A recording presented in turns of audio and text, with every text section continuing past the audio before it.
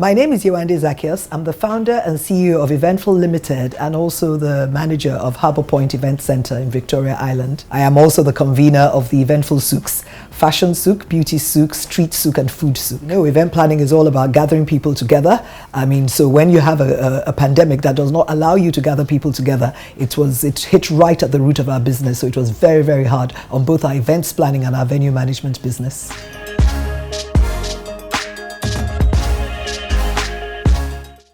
GET is the acronym for Global Emerging Pathogen Treatment Consortium, which is an international non-governmental organization that plays in the realm of biosecurity and One Health across Africa. From the time of the outbreak in 2014-2016, the West African Ebola outbreak, when scientists and humanists came together and they realized there was a gap that needed to be filled across Africa. We had a lot of infrastructure deficits in terms of physical structure, legislative structure, as well as a knowledge gap to attend to pathogens of serious consequence such as Ebola and COVID now being presently witnessed. A group of people came together then, identified the gap, and then decided to work actively towards ensuring that should there be an outbreak like Ebola, Africa should have capacity to be able to attend to it without recourse to going to the Western world. You may never know the sacrifice you make to do your work. All the partners say thank you. I came here on holiday, a 3-week holiday, of 3 weeks since I've entered 6 months. Hell! I've literally been out here in London for 6 months now, from March till August. Okay, and the truth is, definitely coming into London at the airport, there were no checks, nothing like, checking for temperature or anything. So everybody just felt, here's another virus again that, that will just blow over in no time. But getting here, and after spending my 3-week holiday, I came into the last week, and I was trying to do my shopping, getting ready to go back to Nigeria, and all of a sudden, we're hearing of lockdown. We're like, this thing is serious. So, and before we knew it, I called my airline, trying to figure out, okay, let me see how I can get out, because everyone was trying to, quickly get out before the lockdown in Nigeria, the lockdown here in the UK, and all of a sudden I called my airline and they're like, sorry, we have cancelled your flights. I was like, what?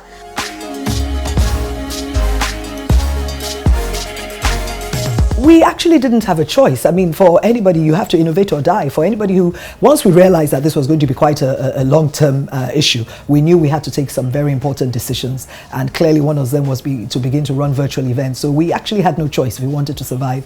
And we were fortunate that our clients, both our corporate and retail clients, also understood this. And we've been able to have, quite a few corporate events virtually. We've had some hybrid events, which means that it's maybe you have less than 20 people and then you beam out electronically to the others. And even for our souk business, our fashion souk coming up at the end of this month is going to be a virtual fashion souk. We had no choice. If you are not ready to change, if you're not ready to pivot, then your business will die. The most challenging thing is the fact that it depends absolutely on technology over which you have no control. So no matter how great your providers are, sometimes in the middle of a service, it just goes and you're like, oh my God, what happened? So I think for me, that's just the greatest impediment in this virtual business, because you have to rely on technology a lot, and sometimes technology fails you, and it could fail at a really important moment. So we just try to do our best to make sure we use the best providers, and we pray a lot. During the Ebola outbreak, there was a lot of concern over where to keep the samples that were collected in the course of attending to Ebola. Basically, it means there was absolutely no biobank in about the whole of West Africa. Some of the samples had to go as far as the United Kingdom, the United States of America, and at some point they even had issues about knowing exactly where the location of that sample. As a matter of fact, some of the samples ended up in the hands of some armed robbers who thought it was a material, maybe because of the way it was being transported. We had infrastructural deficit like this, and then some pathogens like this are not supposed to be handled in just any laboratory. As a matter of fact, right now in Nigeria of today, we have just about 1 or 2 BSL-3 facility that can appropriately handle pathogens like Ebola, like COVID-19 that we're dealing with now. So we had a lot of infrastructural deficits in terms of physical. And then, of course, the knowledge, having molecular scientists, having people who have the requisite knowledge to attend to outbreaks like this, pandemic response, emergency preparedness, emergency response. It wasn't until 2 years ago that Lagos State took it upon itself to begin to prepare personnel to gain this knowledge we are talking about. And largely, Lagos has been able to move from the step of lack of to a step of almost perfect. Coincidentally, December last year was a very, very busy period for the LBBT, that is the training, because we're having back-to-back training in December up until December the 21st. As far back as December the 21st, the then technical consultant, who is now to Lagos State Minister of Health, who now happens to be the Commissioner of Health, had sent a message to us to begin to throw our attention to COVID, that this is happening in international. So we have started monitoring it as far back as December the 21st. We knew Lagos is high prone area to any global infectious disease. So we were more like prepared. We enhanced our capacity. We increased our surveillance. We went into a lot of overdrive. We had to work on this. We had to key this in. We had to bring out all our documents to see what we needed to put in place should it get into Nigeria. So as soon as we started getting the rumors, as a matter of fact, we started taking counts from January, first week in January. We started monitoring the countries it had gotten to. We started having, virtually we were doing a weekly meeting. And by the end of January, we had to convert the weekly meeting to one physical meeting in Lagos here. We had it, and then we made preparation. We assessed the things we have on ground. Then we just primed everybody, and that was it. So we're just there waiting.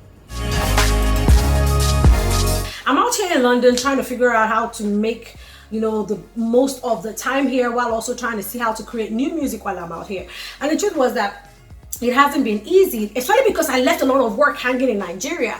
The truth is, before coming, I just released a new single with Flo Rocka, the amazing producer and artist. We just released Mowa Dupe, and we actually have a plan to release an EP. So that was just the first song.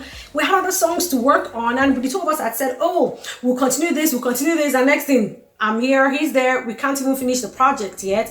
Then at the same time, of course, I left some editing. I was actually working on some edits of some of my new videos in Nigeria, which I'd already shot, and that one too is hanging. There were some parts of my business that, of course, I could still keep running from here, like being a radio host, an on-air personality. My radio show, Girls Rock with Nikki Laoaye, didn't stop running because, of course, it's being streamed live. So I could record while I was out here, and it's streaming live on Praise World Radio. So that was not affected at all. My show has been running consecutively for a while now.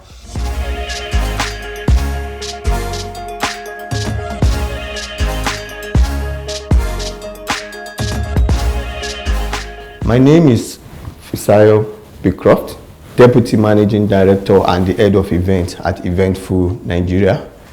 Talking about the challenges as regarding pandemic, we had to change our work schedule. That's the first thing we had to do. We looked critically into how our operational procedures has been, and what we decided was, first of all, to reduce the number of days we work in the office and push everything we do online. I have a underlying commitment to my staff. I consider them as members of my family, and they were there in the good times. We've got a role for each other in the bad times. So whilst we were not earning any income, at least at first, I feel because we've been in business for over 19 years, so we do have retained earnings, and so we really just had to ensure that we still paid our staff, albeit half salary, from myself to the cleaner. Everybody agreed that we couldn't pay full salaries, but at least, thank God, we have been paying half salaries, and we've all been managing to get by. So I'm glad that we quickly took the decisions we took to sort of just change the way we do business and run our lives, because what is important is that we know that we have to live with it for a while, so we just must be extremely sensible and practical, taking all the protocols and precautions we must, so that we can all survive this pandemic. But I'm hopeful that by the end of this year, surely things will be back to normal, or at least as near normal as they can be.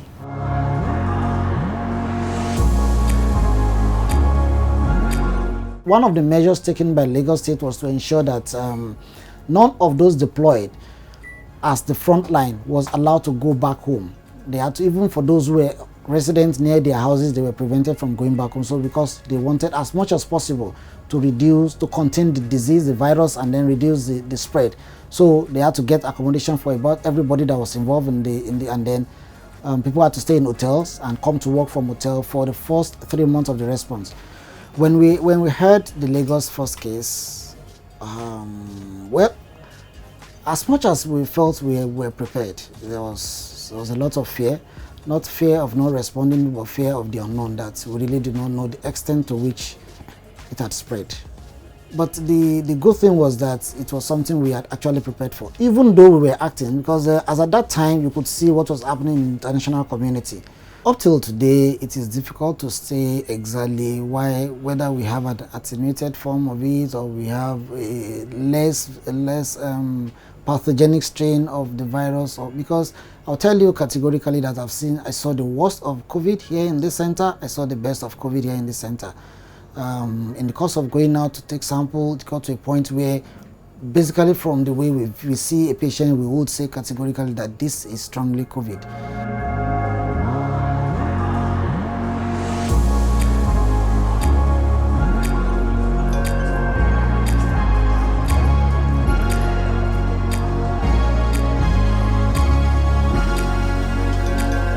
Thank God for WhatsApp, for Facebook.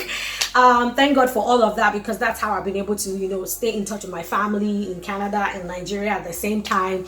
And of course, family out here as well. We've all been keeping tabs on each other, checking up on each other, calling, video calls, and all of that. So that's what we've been able to do, and making group calls, group video chats, and we laugh and, pray for one another. So that's just been the best way, of course, in this season.